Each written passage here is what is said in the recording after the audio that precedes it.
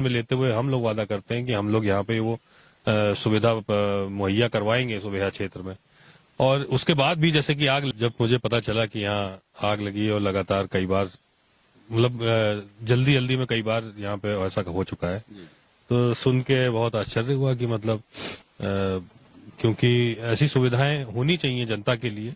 सुबह में अगर फायर ब्रिगेड फायर ट्रक अगर आए भी तो हम ही लोग वहां पे 15-20 मिनट फंस गए थे, तो वो तो और बड़ा होता है, वो पता नहीं कितनी देर फंस जाए, आ भी पाए या ना आ पाए।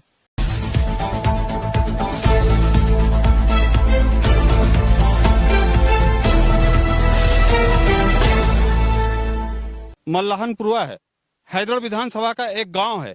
आप लोग लगातार देख रहे होंगे, मुझे लग रहा है कि यह चौथी बार आगजनी हुई है। आगजनी इस तरह की होती है कि गरीबों का पूरा का पूरा घर राख हो जाता है, चूंकि यहाँ छप्पर घास फूस के ही घर है। जबकि कहा जाता है कि यहाँ पे पक्के मकान सरकार ने दे रखे हैं, लेकिन किसी के पास जब पक्का मकान होता तो इन लोगों का इतना नुकसान क्यों होता है। आप देख रहे हैं कि 2024 का चुनाव सर पे है। 2024 के चुनाव के बावजूद भी मुझे लगा 3 बज रहा है, लेकिन यहाँ से अभी तक कोई भी जनप्रतिनिधि किसी भी पार्टी का, जबकि किसी न किसी पार्टी को तो आना चाहिए, वोट की आवश्यकता होती है तो गरीब क्या, वो जो है बड़े बड़े खानियां पार करके चले जा सकते हैं। ऑन रोड ये छप्पर है, लेकिन अभी तक कोई भी जनप्रतिनिधि यहाँ पे दिखाई नहीं पड़ा। पता ये चला है कि सुबेहा में ऐसा कंसिडर्ड एरिया है कि जहाँ पे कोई गाड़ी नहीं निकल सकती। यहाँ से 30 किलोमीटर दूर पे अग्निशमन जो फायर ब्रिगेड का इनका सेंटर है वो हैदर में है। हैदर से यहाँ आने में घंटों लग जाता है, जबकि कई बार यहाँ की जनता एप्लीकेशन, जनप्रतिनिधि, सांसद, विधायक और यहाँ तक मुख्यमंत्री तक शिकायत कर चुके हैं कि यहाँ पे सुबेहा में अग्निशमन की जरूरत है, लेकिन एक भी सेंटर अभी तक नहीं बनाया गया। नेताओं की बड़ी बड़ी बातें आप सुन सकते हैं, इन गरीबों का क्या कसूर है। लोग आते हैं, वोट लेते हैं, वोट लेने के बाद जाके एसी में बैठते हैं और अपने दरवाजे बंद कर लेते हैं। कभी इधर भी आए तो काले शीशे चढ़े होते हैं, बेचारे तरसी हुई नजरों से गरीब लोग देखते हैं। ये जो मेरे साथ महिला हैं, ये इन्हीं का छप्पर है और विधवा भी हैं। इनके पति हाल ही में एक्सपायर कर चुके हैं। कमाने वाला भी इनके घर पे कोई नहीं है। मैं इनसे पूछता हूँ, क्या नाम है आपका? उर्मिला साहब। पति का क्या नाम था? राम किशन। राम किशन। अच्छा, इस छप्पर के अलावा आपका कोई घर नहीं है? नहीं साहब। तो खेती वगैरह कितनी है?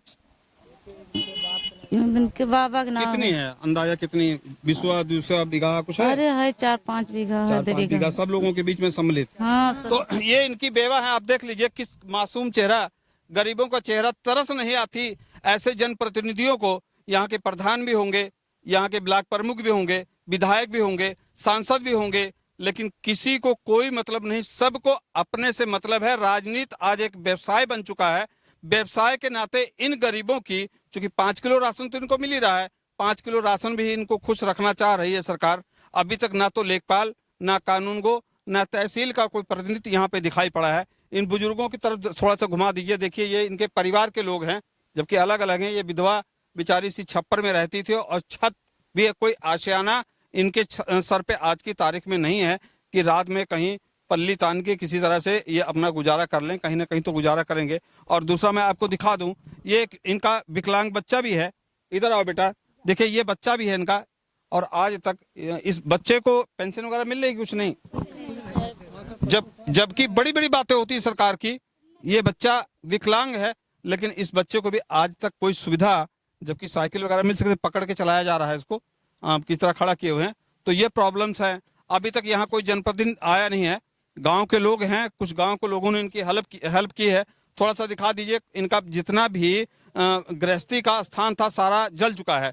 वो सामने चावल देख लीजिए, चावल पड़े हैं, आलू पड़े हैं, इनके बिस्तरे तक जल गए हैं। चूल्हा भी उधर देखिए सामने दिखाई पड़ रहा है। अब बताइए इन गरीबों के लिए कौन आके खड़ा होगा? सुबह से अभी तक इनको भोजन तक नहीं मिला है और अभी तक यहाँ कोई दिखाई नहीं पड़ा है शासन प्रशासन का। अच्छा, ये प्रधान आएगी नहीं यहाँ पे? नहीं साहब, नहीं है, नहीं साहब। अभी यहाँ से मुझे लग रहा है इस गांव के प्रधान भी दिखाई नहीं पड़े। चंद कदमों पे यहाँ पे प्रधान होंगे, प्रधान भी दिखाई पड़े। अब प्रधान, जब मैं बता रहा हूँ बड़ी बड़ी बातें करने वाले नेता, तो प्रधान क्या आएंगे? प्रधान भी आप लोग समझ ही रहे होंगे किस कंडीशन में प्रधानी लड़ी जाती है। प्रधान भी दोस्तों एक व्यवसाय, मुझे कहने में संकोच नहीं हो रहा। प्रधानी क्या, सारे इलेक्शन एक व्यवसाय हो चुके हैं। लोग आते हैं, पैसा खर्च करते हैं, दारू मुर्गा देते हैं और इनसे वोट लेके गरीबों का खून चूसते हैं। फिलहाल आप ही लोग बताइए, ये वीडियो मैंने इसलिए ये वीडियो बनाई, मुझे इन गरीबों के बीच में इसलिए आना पड़ा। इसको इतना ज्यादा से ज्यादा शेयर करिए कि मेरी आवाज नहीं, इस गरीब असहाय की आवाज योगी जी तक पहुंचे। फिलहाल हम लोग भी इनकी मदद के लिए खड़े हैं। आप दोस्तों, आप लोग देख रहे होंगे कि चुनावी बिगुल फूक गया है और कंडीशनें आप कुछ बताने की जरूरत नहीं है। ये पर्चे के मोहताज नहीं है। राष्ट्रीय लेवल के पहचान बनाने वाले पीएल पुनिया जी के पुत्र जो यहाँ बाराबंकी से सांसदीय चुनाव लड़ रहे हैं और आपका गठबंधन से टिकट फाइनल है। यहाँ पे ये हैदड़ और बाराबंकी का बॉर्डर है। यहीं से चूंकि इतना पिछड़ा क्षेत्र है कि यहाँ तक विकास आते आते खत्म हो जाता है। मैं आपसे सबसे पहले तो मैं ये बात पूछना चाह रहा हूँ कि कांग्रेस का मैनिफेस्टो क्या है, किस उस पर चुनाव लड़ रही है कांग्रेस? देखिए, अभी मैनिफेस्टो बना नहीं है, लेकिन कांग्रेस ने हमेशा, चाहे कांग्रेस हो चाहे समाजवादी हो, और क्योंकि आज गठबंधन है तो दोनों पार्टियों ने हमेशा मूलभूत सुविधाओं पे हमेशा फोकस किया है। युवाओं के रोजगार के लिए हमारे विशेष रूप से युवा न्याय की बात माननीय राहुल गांधी जी ने अभी करी है। तो शिक्षा, रोजगार, चिकित्सा, किसान और गरीब पे ही फोकस रहेगा। हमेशा की तरह इन्हीं मूलभूत सुविधाओं पे जो जरूरत है समाज में आज, उसके ऊपर ध्यान दिया जाएगा। जैसे गैस सिलेंडर सस्ता किया जाएगा, युवाओं को सालाना उसमें कुछ वो दिया जाएगा, 1 लाख रुपए की घोषणा की गई है। तो रोजगार दिया जाएगा, 30 लाख सरकारी पद भरने की बात राहुल गांधी जी ने करी है। तो इस प्रकार से जितनी जो बहुत जरूरत की चीज है आज, वो उसी पे फोकस रहेगा।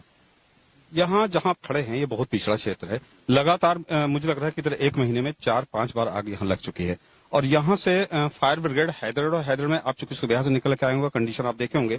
लोगों की मांग है, मैंने अभी जीरो ग्राउंड रिपोर्ट कर रहा था इससे पहले, तो लोगों ने ये बताया कि यहाँ पे फायर ब्रिगेड की सुबह में आवश्यकता है। हम नेताओं से कह चुके हैं और नेता लोग आते हैं और वोट लेके चले जाते हैं। आज तक किसी ने जो है इस पे फोकस नहीं किया, जबकि मुख्यमंत्री को भी इसका लेटर दिया गया है।